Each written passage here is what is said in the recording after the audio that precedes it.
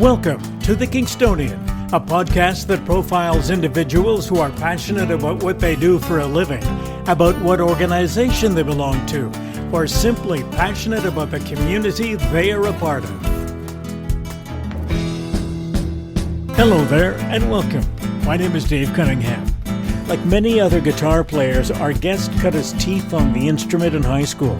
These days, he feeds his passion by writing, performing, and helping the next generation of musicians find their instrument at the Joe Chithalen Music Instrument Lending Library. Here is our conversation with Tim Aylesworth. Tim, welcome to the program. It's great to be here. You are like a lot of other musicians in town that I have talked to. You began playing in high school? I sure did, yeah. Well, I started playing guitar when I was about 10 years old. And I read somewhere that you were using the Beatles songbook to learn. Absolutely. That's how I learned the chords. We had what we called the Beatle book at home, and it was this fantastic book of Beatles songs for guitar. And that's how I learned to play F and B7th and all those great chords. How many people learn to play the guitar that way? I think a lot of people learn to play guitar that way. I mean, the Beatles were great. They must have had a Mel Bay chord book because the chords they used were amazing. They were very sophisticated for their time. Very much so, I think. Yeah. So you learned how to play the guitar, so the first thing you want to do is find other people that you can play with. Now, tell us about the business of getting into playing in a band when you're in high school. Well, yeah, I was a young guy, and I was in a crazy band. We called ourselves Random with some buddies. And we weren't very good, but we tried really hard. We actually enjoyed talking about the band more than playing, I think, because the actual playing wasn't that rewarding. We got fired from a few places. We were not very good, but we tried hard, and I did that for a while. And then I got married and had a family, and I didn't play that much music out. I certainly played for my kids and stuff, but that part of my life, there wasn't as much music. But now that my kids are grown and gone, it's all about music. Going back to high school and getting into that particular milieu while you're playing in a band and you're trying to build a reputation around town, what's the thought process in the back of your mind? You know, how am I going to make this my life's work? How am I going to get paid to do this every day? I really had no clue. We didn't have a clue as a band. All we knew is that we liked to play rock and roll, and we wanted to play places. That's all we knew, and we didn't really know how to go about it. We didn't go about it very well, but we did have fun, and I learned a lot. I learned a bit about the business. There are some people who I've met and spoken with who spent a good portion of their life playing music, and they have made it their life's work in one way, shape, or form. Other people like you who have gotten a day job and made money to pay the bills and raise the family. So you get to a particular point where the kids have grown up, and now you want to make music more dominant in your life. So how did you decide where to go once you made that decision? Well, what happened was, and this was like back in 2002, we heard of a new choir starting in town called Open Voices. And my wife said, let's go and check it out. And there was 2 big nights where people could go and check out the choir. And we discovered that we just loved singing. It was a great date night. We could go out on a Wednesday night and sing. So that was the beginning of my relationship with Open Voices, which has gone on for almost 20 years now. I've been their guitar player. I played drums. I played bass. I've sang in the choir. I've been in front of the choir singing with them backing me. It was really a fantastic learning experience to learn how to perform, because I really didn't know how to perform. I could play, but I couldn't perform very well. There are a few choirs around town, as I've found. So there are some where you don't have to have any real experience to be a part of the choir. There are some, I gather, where you do. You have what we might call barbershop choirs, male and female. And you have some all-female choirs. Now, Open Voices is a mixed choir, correct? Yes, non-auditioned choir. Yeah. Okay, so you don't have to know anything about it. You don't even know how to sing. You can just be part of the choir. Yeah. But I gather from reading something on their website is that once they reach a certain size, they sort of have to wait till somebody drops out because they don't want to get too big. Yeah, the choir movement here in Kingston is pretty big, as you mentioned. There's a lot of choirs in town, and a lot of people want to join. So that's pretty much it. New members by attrition. If somebody drops out, then a space opens up. Yeah. Okay, so you rediscover the love of singing. Yes. And you decide to make a CD or 2. I did. So These are songs that you've written? These are songs that I've written. Yeah, I am a songwriter, and I like to record my own music. I've had a recording studio of sorts in my home for probably the last 12 or 13 years, and it's just gotten bigger and bigger. Now it's taken over my entire basement. So, have you knocked any walls down yet? Or I did. Okay. I did knock down a wall. I did knock down a wall to make more space, because now it's, as I say, my entire basement is pretty much recording studio at the moment. Yeah, that's something I've found, because I gather that renting a recording studio is a costly venture. It can be. Yeah. And so these days, with all the software that is out there and the good quality microphones that most people can buy, you can pretty well do your own thing. You certainly can. Yeah, you can. I mean, in the past, where you would have to spend hundreds of thousands of dollars, now you can spend a couple $1,000s and have a pretty good system like I have, which really is, I have an interface that I can record 10 tracks at once, so I can do a whole band. And I've got some good microphones and some good software. There are some people who probably don't really have a good handle on how all of this works from a technical perspective. Right. So without getting too technical, when you talk about multiple tracks that you can record on, do you record all the tracks yourself? Do you play all the instruments? I do. When I record my own music. Now, having said that, I do have guests come in. My son, Jesse, is a fantastic drummer. So if it's something that's too hard for me to play, I get him in to play it. And same with my other son, Zachary. He's also an amazing guitar player. He's an amazing sort of metal guitar player. So if I want a really shreddy, fast solo, I'll call him the guy to go. And I have other friends, too, who I've invited to sing harmony on some of my stuff. But it's pretty much myself. I kind of work alone. I'm a bit of a control freak when it comes to my own music. I know how I want it to sound, and sometimes involving other people, you end up in a bit of a compromise situation, and I'm really not willing to do that with my music. So. 2005 was the first CD? That's right. Yeah, I Will. What kind of music was on there? It was pretty folky. Yeah, it was very acoustic based. That's the kind of music I was into at the time. My subsequent releases have sort of changed. My musical taste is very varied. I like everything from acoustic music to really heavy, heavy stuff. And I've sort of explored some of those different genres in some of the music that I've made. I've certainly been influenced by some bands and just trying it out, because to me, that's what music is about. Exploring, having fun, and creating something some sound that didn't exist before. And that's the motivation for making a CD as opposed to making a lot of money off the sale of it. I've certainly spent more money on music gear than I'll ever make back. So I read somewhere where some of your influences were Jim Croce and Cat Stevens, James Taylor, that kind of folky pop sound. That was popular, back in the 70s and 80s? In the 70s, yeah. Yeah, growing up, that was music that we listened to in our house. My parents loved Jim Croce, and I thank them for that. Yes. He was fantastic. And we had those albums. We had Janis Ian albums. We had Beatles albums. It was very, very focused on this sort of songwriting type of groups and that sort of thing. So, Singer-songwriters. And I was a huge fan of Jim Croce's guitar player, Maury Muehlisen. Who sadly died with Jim Croce when he died in the plane crash. In the plane crash. But he was probably my biggest influence on acoustic guitar playing, because he was just a fantastic player. And that's something, there are all kinds of really good people out there playing guitar. And I would imagine it's difficult for somebody to sort of set themselves apart. I guess it's just basically listening and other musicians saying, I like that guy, as opposed to that guy. Yeah. I think that's a lot to do with it. As you say, there's a lot of great guitar players, and a lot of great guitar players in Kingston. I think what it comes down to, you get used to working with some people, and if you're easy to work with, that really helps. People want to play with you. Oh yeah. Yeah. Let's get to the technical side, or the money side of making CDs in your house. So you record most of it in your house because you have the gear to do that. Where do you get the CDs made? Like when you were doing it to start with back in 2005 or 2007? Yeah, back in 2005, I went through Westport, Dave Daw and Summit Sound. Okay. He did my first one for me. He mastered it, as well as he sent it off to get the CDs made, that kind of thing, through him. Subsequent ones, I found another place in Toronto that was a little bit cheaper that would do short runs. Right. Because someone like myself, I'm not gonna make 1,000 CDs. I'm gonna make 100 CDs. That was my next question: is how many do you make up at a time? Yeah. And the beauty about the new situation is this other place is that you can get as few as 10. You know. Oh, really? Okay. Mm-hmm. And as I said, now I pretty much have abandoned the whole CD idea. It's all online, digital.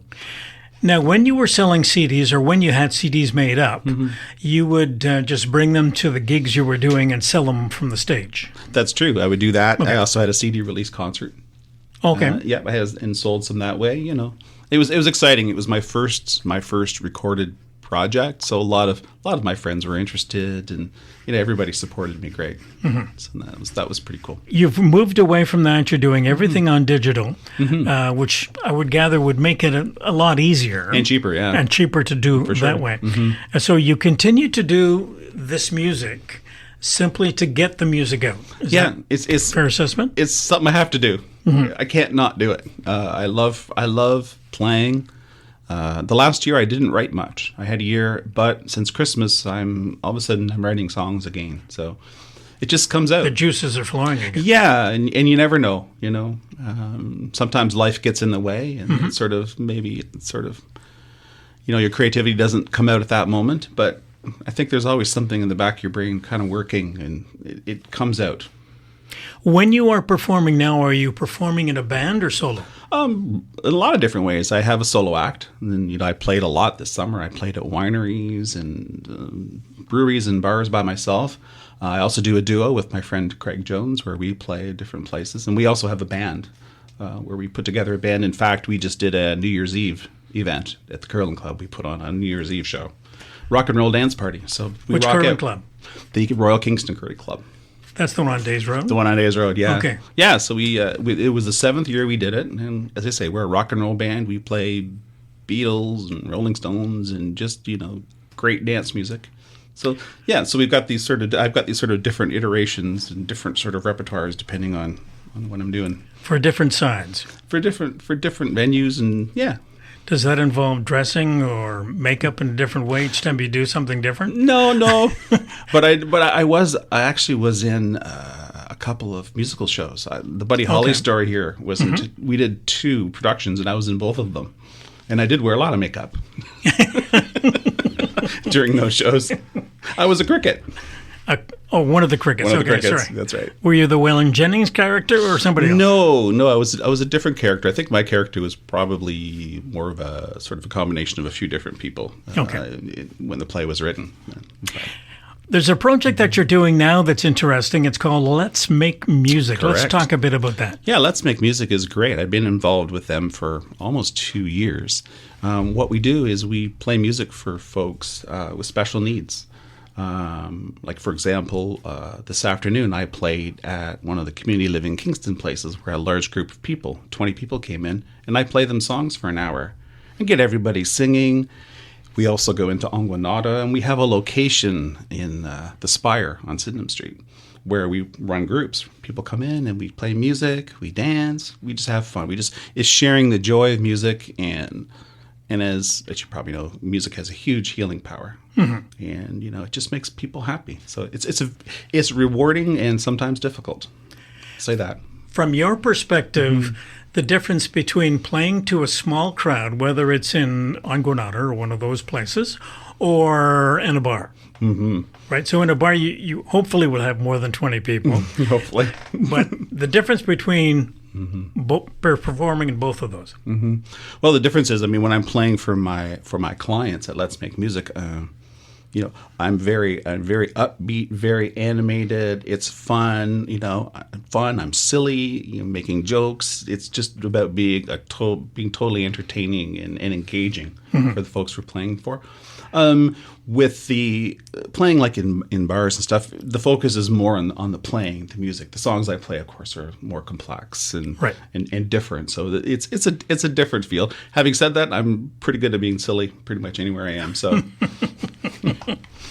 It seems to me that some of these small performance venues, if you talk about the ones that you're doing with Let's Make Music, or some that folks are doing where they go into people's houses and play to 10, 15, 20 people. 2 people sometimes. That seems to be something that's on the upswing, or is that just me not being in tune to what's going on? I'm not sure about that. Certainly, I know a lot of folks that are in sort of my generation, sort of middle-aged people that are in groups that are going into nursing homes and things like that. And of course, the people I know are folks like from the choir that sing and love to share music. So, okay, I can't say for the general population, but certainly in my world, I'm seeing a lot more of that. Okay. Yeah. I guess your day job it still involves music. It does. And you are the manager? Is that your title? My title is Library Coordinator and Administrator. Okay. Joe's Mill, the music instrument lending library here in town. Yeah. Now, there are some people who may not know who Joe Chithalen was. Well, Joe Chithalen was a very popular and well-known Kingston musician who unfortunately passed away while on tour from anaphylactic shock. His good buddy, Wally High, he knew Joe really well, and Joe always loved the idea of sharing music. He said, wouldn't it be great if everybody had a chance to play music? So Wally High took it upon himself to do something about it. And so he created what we call Joe's Mill, the music instrument lending library. Now, what kind of music was Joe Chithalen himself involved in? He played everything. Everything from jazz to pop to folk. He did it all. If there was a place to play, Joe Chithalen was there with his bass playing the music. And sometimes he was playing the big upright bass. Sometimes stand-up bass. And yeah, we actually have 4 of Joe's instruments on display in the mill. And where is the mill? The mill is in the Tet Center. It's at 370 King Street. Okay. We're sort of on the lower level. We're right beside the Isabel Bader Center. So we talked about how it got started. What's the philosophy of the library itself? The idea behind Joe's Mill is really to share, to put instruments in the hand of as many people as possible to share the joy of music. That's really what we're about. Is a lot of what we do is, for children. We have children can take an instrument out and keep that same instrument for the whole school year. They simply have to bring it in for a check every month. And so a lot of kids otherwise wouldn't have access to an instrument to play. But because of Joe's Mill, they do. And their parents don't have to buy anything. They don't have to spend hundreds of dollars to buy a brass instrument where they can come to Joe's Mill and get it for free. So you don't teach people how to play? We don't teach people how to play. We currently don't. It is part of our mission. It is something that we're looking at, is to do more of that sort of outreach. Tell us a little bit about the children, particularly who come in to get some of these instruments. And do you have any stories about what kind of impact it's had on them? Oh, it's really cute. I love it when the little kids come in. It's really fun. How little are we talking? Everything from 3 years old and up. I mean, they come in and usually, maybe they're looking for a ukulele because they want something that's a great instrument to start, and we've got tons of ukuleles. So I love it when they come in. We show them, we have all these drums. It's a fantastic place for kids. We've got drums that they can beat on, and they got lots of little things they can play with their little fingers. So, now, do they pay to rent these? How does that work? We have a $15 membership fee, and that's good for 1 year. So once you pay your $15, you can borrow an instrument. You're good to go. You're good to go. And so they can rent all sorts of different instruments. Also, yeah, we have everything from, as you would expect, guitars and basses to brass instruments to some pretty unusual sort of ethnic instruments like, kopichons and things from China, things that you've never heard of before, ukulelens. Now, where do you get all these instruments? Donated. Virtually all of our instruments are donated. Occasionally we will buy an instrument, but almost always they are donated by generous people. And these would come from donations from folks in town, or do you get them from out of town as well? Mainly from around Kingston. I mean, we service sort of a 50-kilometer radius here in town. But we have had instruments that have been sent to us. But mainly as people come in, they'll come in with a guitar. Often it's, maybe someone's passed away and they want to donate it in memorial to somebody. Or oftentimes maybe their child had an instrument growing up, they've moved on, they don't play anymore, and they've got this guitar sitting in the closet. Right. And we really appreciate those gifts.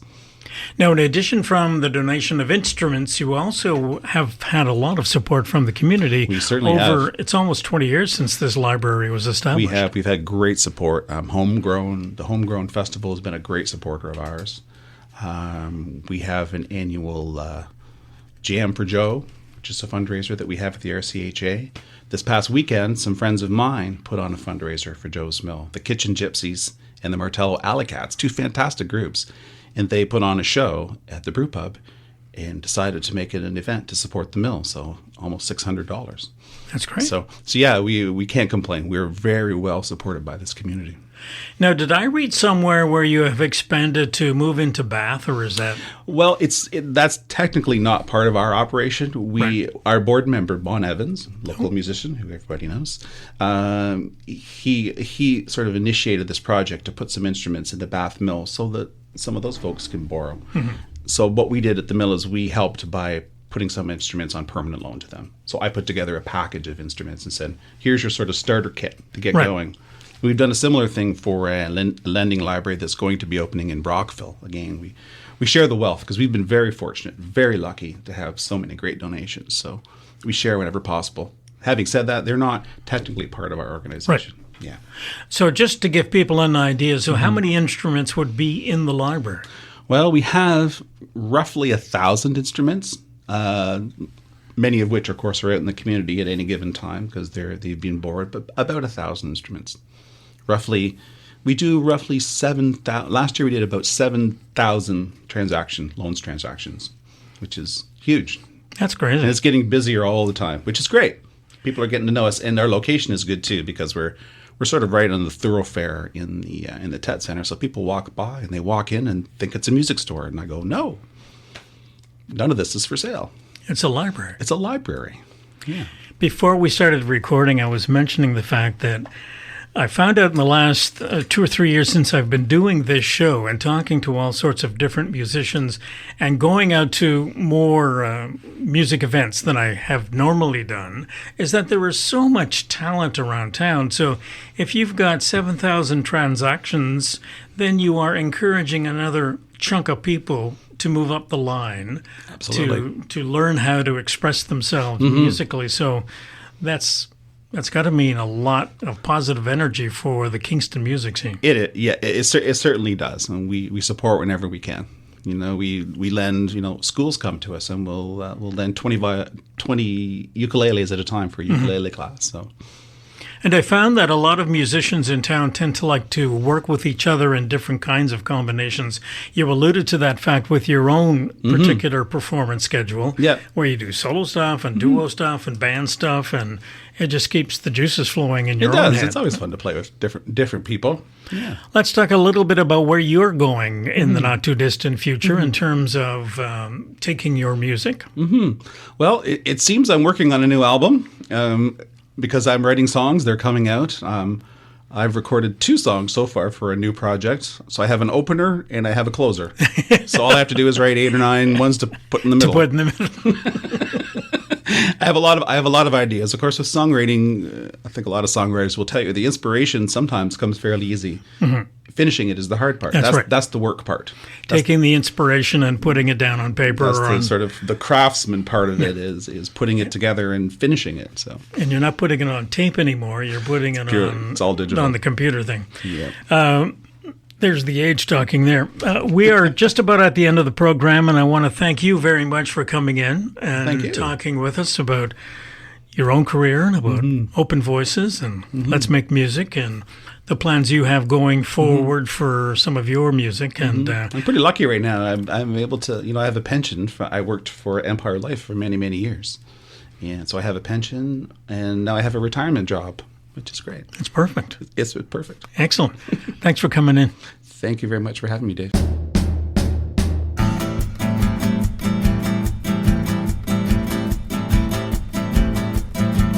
Theme music for the program is Stasis Oasis, a tune written and performed by Kingston musician Tim Aylesworth. If you have any questions, comments, or suggestions about any of our episodes, please send a note to the Kingstonian Podcast Facebook page. This is Dave Cunningham from Kingston, Ontario. Thank you for listening. Until next time.